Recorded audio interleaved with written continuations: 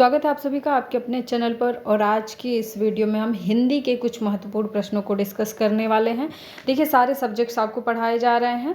अभी थोड़ा सा एक वीडियो कम मिल रहा था या फिर एक दिन में एक ही वीडियो मिल पा रहा था, लेकिन अब आपको प्रॉपर तरीके से सारे सब्जेक्ट की सारी क्लासेस जो है आपको मिलेंगी इस चैनल पे। और किसी प्रकार का कोई भी पेड क्लास नहीं चलाया जा रहा है। बहुत सारे ऐसे चैनल्स हैं जो कि मतलब कि आपको डेमो के तौर पे क्लासेस देते हैं, फिर आपसे पेड क्लासेस की बात करते हैं। तो यहाँ पे ऐसी कोई भी बात नहीं की जा रही है, ना तो आपको चैनल ही ज्वाइन करने की ज़रूरत नहीं है, क्योंकि मैं फ्री में सारी चीज़ें यूट्यूब पे आपको प्रोवाइड कर रही हूँ। तो किसी प्रकार का कोई भी पेड क्लास ज्वाइन करने का या कहीं भी पैसा खर्च करने की आपको ज़रूरत नहीं है। बहुत ज़्यादा आपको मन कर रहा है कि हाँ पैसा है, बहुत ज़्यादा आपको खर्च करने का शौक लगा है, तो आप अरिहंत पब्लिकेशन की बुक ले सकते हैं। मुझे लगता है कि ऑनलाइन पढ़ने से बहुत ज़्यादा बेहतर होता है कि किसी भी चीज़ का एक फिजिकल अटैचमेंट होना, यानी कि हम प्रॉपर वे में बुक से पढ़ें। तो अगर आप बुक से पढ़ते हैं तो वो चीज़ें थोड़ा बहुत आपकी इम्प्रूव होंगी। और मैं हमेशा कहती हूँ कि जब भी आप मेरा वीडियो देखने बैठिए तो कॉपी पेन लेके बैठिए और अपना खुद का नोट्स बनाते हुए चलिए, क्योंकि बार बार वीडियो देख करके फिर आपको वो चीज़ें भूल भी सकती है। और बार बार मोबाइल चलाने से घर के लोग भी डिस्टर्ब होते हैं कि कितना मोबाइल यूज़ हो रहा है, ठीक है। तो इससे बचने के लिए आपका तरीका होना चाहिए कि जब भी मोबाइल लेके बैठे वीडियो देखने के लिए तो कॉपी पेन लेके बैठा करिए और क्वेश्चंस नोट कर लिया करिए। बार बार उसको जो भी मैं बताती हूँ किसे नोट करिए, उसे नोट कर लिया करिए। बाकी उसके बाद कभी कोई दिक्कत आती है तो एक बार फिर से वीडियो ओपन करके देख लिया करिए। चलिए, आज का पहला प्रश्न हम देखते हैं। सिंधुर्मी में संधि विच्छेद है, तो इसमें कौन सा संधि है, ये क्वेश्चन आपसे पूछा गया है। तो अगर सिंधुर्म का संधि विच्छेद किया जाए तो क्या हो जाएगा? सिंधुर्म का संधि विच्छेद किया जाए तो क्या होगा? सिंधुर्म का संधि विच्छेद सिंधु प्लस उर्मी हो जाएगा। क्या होगा? सिंधु प्लस उर्मी, ठीक है। तो जब सिंधु प्लस उर्मी होगा तो यहाँ पे आप देख रहे हो कि सिंधु, यहाँ पे छोटा ऊ की मात्रा, ठीक है, और फिर प्लस इसके साथ में क्या है? बड़ा ऊ की मात्रा। तो ऊ और ऊ मिलके क्या बनाएंगे? बड़ा ऊ बनाएंगे। तो ऐसे में क्या हो जाएगा? आपका दीर्घ स्वर संधि बन रहा है। क्या बन रहा है? दीर्घ। जब दो स्वर मिल करके एक नए स्वर का निर्माण करते हैं, ठीक है, तो वहाँ पे क्या होता है? स्वर संधि होता है। और यहाँ पे क्या होगा? बड़ा मात्रा का निर्माण किया जा रहा है, तो यहाँ पे दीर्घ स्वर संधि हो जाएगा। मैं एक बहुत ही सरल तरीका आपको बता रही हूँ क्वेश्चन को समझने का। इसके बाद हमारा दूसरा क्वेश्चन है, निम्नलिखित में से कामदेव का पर्यायवाची कौन सा है? तो कामदेव का पर्यायवाची कौन सा है, इसके विषय में ऑप्शन सी जो है सबसे बेहतरीन है। मार जो है कामदेव का पर्यायवाची है। इसके जगह पे अगर आपसे कामदेव की पर्यायवाची की अन्य पर्यायवाची जो हैं इनके, ये भी जान लीजिए, आप नोट कर लीजिएगा।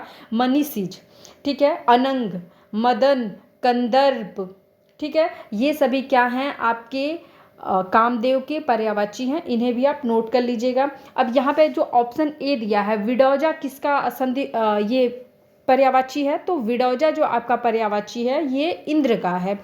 पिसून किसका पर्यायवाची है? ये चुगलखोर का है। चुगलीखोर बोलते हैं ना, चुगली करना, ठीक है। और अस्म का मतलब क्या होता है? पत्थर होता है, तो पत्थर का पर्यायवाची है ये। इसके बाद हमारा अगला प्रश्न है, अतिवृष्टि का विलोम क्या होगा? तो अतिवृष्टि का विलोम हो जाएगा अनावृष्टि। अतिवृष्टि मतलब जहाँ पे बहुत ज़्यादा बारिश हो, और अनावृष्टि जहाँ पे बिल्कुल भी बारिश नहीं होती है, जैसे राजस्थान, ठीक है। आगे हम देखेंगे, हमारा क्वेश्चन है लाल पीला होना। लोग बोलते हैं ना, इतना लाल पीला क्यों हो रहे हो? मतलब बहुत ज़्यादा क्रोध करना, बहुत ज़्यादा गुस्सा करना। जब बहुत ज़्यादा कोई गुस्सा होता है तो हम क्या बोलते हैं उसके लिए कि बहुत लाल पीला क्यों हो रहे हो, इतना क्रोधित क्यों हो रहे हो, ठीक है। तो ऑप्शन ए इस प्रश्न का सही आंसर हो जाएगा। इसके साथ में हमारा अगला क्वेश्चन है, कोयले की दलाली में मुंह काला, ठीक है। तो कोयले की दलाली में मुंह काला, इस लोकोक्ति के लिए हमको क्या बताना है? सही अर्थ बताना है कि किस वाक्य से सही अर्थ निकल रहा है। तो बुरी संगति में कलंक लगता है। देखिए क्या है कि अगर मान लीजिए कोयले की खदान में काम किया जाएगा तो कोयला तो कपड़े पे लगेगा ही।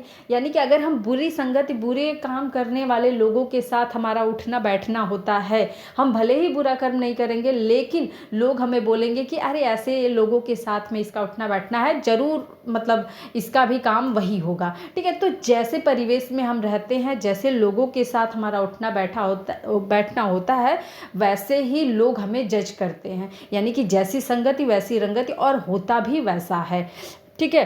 तो ये जो लोकोक्ति है उसका ये सही अर्थ हो जाएगा। आगे हम क्वेश्चन देखेंगे, प्रत्युत्पन्न शब्द में प्रयुक्त उपसर्ग है। तो उपसर्ग, कौन से उपसर्ग का यहाँ पे प्रयोग किया गया है, ये आपसे पूछ रहा है क्वेश्चन में। तो यहाँ पे प्रयोग किया गया है प्रति का। प्रति प्लस उत प्लस पन्न, इसका संधि विच्छेद क्या हो जाएगा, प्रति प्लस उत प्लस पन्न हो जाएगा। और प्रति जो है इसमें उपसर्ग का कार्य कर रहा है। औपचारिक में प्रत्यय लगा है, औपचारिक, ठीक है। औपचारिक में कौन सा, इक प्रत्यय लगा है, ये ध्यान रखिएगा, ये सब पूछता है एग्जाम में। तो इक प्रत्यय लगा है। आगे देखेंगे। तो आगे देखने से पहले मैं आप सभी से रिक्वेस्ट करना चाहती हूँ कि थोड़ा सा आप लोग सपोर्ट करिए अपने चैनल को, कि हमारा चैनल जो है थोड़ा सा और इम्प्रूव करे और 25,000 सब्सक्राइबर इस चैनल पे जल्द से जल्द पूरे हो सके। और मैंने ये भी देखा है कि वीडियोस जो है अनसब्सक्राइब किए हुए लोग 70% देखते हैं, यानी कि वो वीडियो तो देखते हैं पर चैनल को सब्सक्राइब नहीं करते हैं। तो प्लीज़ आप लोगों से भी निवेदन है कि आप लोग चैनल को सब्सक्राइब कर लीजिए और वीडियो को लाइक भी ज़रूर किया करिए। मतलब थाउजेंड व्यू होते हैं वीडियो पे, पर अगर लाइक की बात की जाए तो 8 से 9 10 व्यू, मतलब 10 लाइक, इतने ही होते हैं भाई। आप से ना तो किसी प्रकार का कोई चार्ज लिया जा रहा, ना ही कुछ किया जा रहा है। तो एटलीस्ट आप सपोर्ट के तौर पे इतना तो कर सकते हैं ना कि वीडियो को लाइक कर सको। तो इतना बस आप लोग मेरे सपोर्ट में करिए, और बाकी मैं आपसे कुछ नहीं मांग रही हूँ। चलिए अगला प्रश्न देखेंगे। संग्रहालय का संधि विच्छेद होगा। संग्रहालय का संधि विच्छेद क्या होगा? ऑप्शन डी इस प्रश्न का सही आंसर हो जाएगा, समधन ग्रह धन आलय।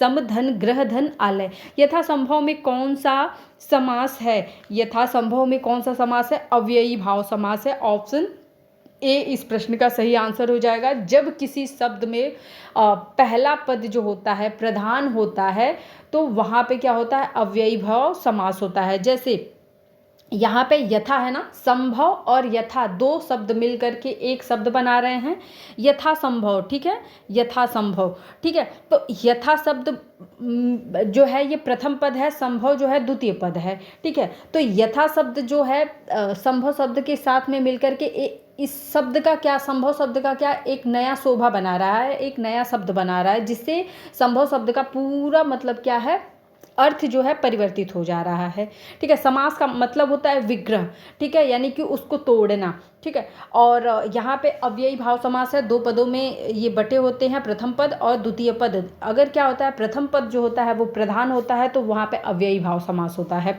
ठीक। आगे हम अपना क्वेश्चन देखेंगे। सलमा घर जाती है, यह किस प्रकार का वाक्य है? सलमा घर जाती है तो ये प्रेजेंट इंडेफिनिट टेंस है, तो ये क्या है? इंडेफिनिट मतलब सरल वाक्य है। ऑप्शन ए इस प्रश्न का सही आंसर हो जाएगा। अगला प्रश्न हम देखेंगे। अगला प्रश्न है, सही विकल्प का चयन करें जो शुद्ध हो, यानी कि हमको शुद्ध वाक्य का चयन करना है। तो शुद्ध वाक्य इसमें कौन सा है? तुम अपना काम करो। ऑप्शन डी इस प्रश्न का सही आंसर है। अच्छा चलिए देखते हैं एक बार कि बाकी आंसर्स जो दिए हुए हैं वो गलत कैसे हैं। तुम तुम्हारा काम करो, तुम अपना काम करो, ठीक है, तुम्हारा काम नहीं करो, तुम अपना काम करो, तो ये तो गलत हो गया। तुम तेरा काम करो, नहीं नहीं, वो देखिए ये वाक्य बिल्कुल भी, देखिए तुम तेरा काम करो तो ये क्या सेंटेंस सही बोलने में आ रहा है? तो ये गलत हो गया। तुम का काम करो, तो बिल्कुल ये सारी चीज़ें सही नहीं है। बाकी हमारा ऑप्शन डी जो है इस प्रश्न का सही आंसर हो जाएगा। तो इसी प्रकार से हम वाक्य को बोल करके देख लेंगे कि कौन सा वाक्य बोलने में सहजता से बोली जा रही है और जिस वाक्य को हम जिस तरीके से बोलते हैं, ठीक है, तो वहाँ पे आपको वो समझ में आ जाएगा और आप शुद्ध और अशुद्ध वाक्य समझ पाएंगे। चलिए इसी के साथ में हम अपना अगला प्रश्न देखेंगे। शुद्ध वर्तनी वाले शब्दों का चयन करना है। तो यहाँ पे जो शुद्ध वाक्य दिया हुआ है, देखिए अक्सर करके अंताक्षरी जो दिया हुआ है ये ऑप्शन हमारा जो है बिल्कुल सही है, लेकिन अक्सर करके हम एग्ज़ाम में आपके पूछा हुआ है अंताक्षरी को 4 तरीके से लिखा हुआ था और उन 4 तरीकों में से एक को आपको पहचानना था कि कौन सा अंताक्षरी सही लिखा हुआ है। तो अंताक्षरी जो मैं बता रही हूँ ये बिल्कुल सही लिखा हुआ है, ये सही वर्तनी है। इसको आप 10 बार 20 बार 25 बार जितनी बार में आपको कंठस्थ हो सके इस लिखावट को आप बिल्कुल कंठस्थ कर लीजिए, क्योंकि ये आपके एग्जाम में आ सकता है। शुद्ध वर्तनी छांटने के लिए आता है और कभी कभी क्या होता है कि सेम शब्द को अलग अलग तरीकों से लिख करके आपको करने के लिए दे देता है। अब बहुत सारे स्टूडेंट्स होंगे जो कहेंगे कि मैम आप पूजनीय को कैसे गलत कर दी, कवित्री को कैसे गलत कर दी, तदोपरांत को कैसे गलत कर दी, बाकी चीज़ें भी तो सही है। नहीं, सारी चीज़ें यहाँ पे गलत गलत है, सिर्फ एक ही यहाँ पे सही है, अंताक्षरी। किसी वीडियो में एक कमेंट आया है कि मैंने निरोग का जो है शुद्ध वर्तनी पढ़ाया था, जिसमें मैंने बताया था कि बड़ी ई की मात्रा लगेगी। किसी स्टूडेंट ने कहा है कि नहीं मैम इसमें छोटी ही की मात्रा होती है। नहीं, देखिए कुछ चीज़ें ऐसी होती हैं जो आप सोचते हो कि आपके हिसाब से होंगी, ठीक है, लेकिन वो वैसी होती नहीं है। जैसे कि आप अंग्रेजी लैंग्वेज को ही देख लीजिए, आप जब भी आप बोलते हो तो आप शुद्ध अंग्रेजी नहीं बोलते हो, ग्रामर के हिसाब से आप सही अंग्रेजी नहीं बोलते हो। वैसे ही हम हिंदी भले ही बोलते हैं, हम हिंदी भाषी हैं, लेकिन हम हिंदी भाषा में भी बहुत सारी भाषाओं का प्रयोग करते हैं और हमें खुद नहीं पता होता है कि हम कहाँ से कितनी सारी त्रुटियाँ कर रहे हैं, ठीक है। हम लोग को सही से हिंदी तक का ज्ञान नहीं होता है, ठीक है, और हम कहते हैं हम हिंदी भाषी हैं, ठीक। तो पहले अपनी भाषा को अच्छे से जानो, लिखना पढ़ना और उसे बोलना। चलिए, यहाँ पे अंताक्षरी जो है बिल्कुल सही लिखा हुआ है। अच्छा, पूजनीय अगर मैं बोल रही हूँ कि गलत है तो पूजनीय लिखा कैसे जाएगा? तो देखिए, पूजनीय में पूरा ज होता है, पूजनीय में क्या होता है, पूरा ज होता है, और यही क्या होगा, बिल्कुल सही आंसर होगा, ठीक है। अब इसके बाद तदोपरांत का अगर बात किया जाए तो तदुपरांत होता है, तदो नहीं होता है, तदुपरांत होता है। क्या होता है? तदुपरांत होता है। द पे उ की मात्रा होती है और तदुपरांत होता है, ठीक है। और इसके बाद अगर मैं कवित्री की बात करूं तो कवित्री नहीं होता है, कवइत्री होता है, ठीक है। यहाँ पे क्या होता है, ये व पे जो मात्रा दिया हुआ है वो यहाँ पे नहीं होना चाहिए, ठीक है, व पे मात्रा नहीं होगा, कवित्री होता है। और ये भी आपके एग्जाम में कवित्री वाला क्वेश्चन भी आपके एग्जाम में पूछा हुआ है, आई थिंक 2020 का क्वेश्चन है ये, तो इसको भी आप लोग देख लीजिएगा, ये क्वेश्चन भी पूछा हुआ है।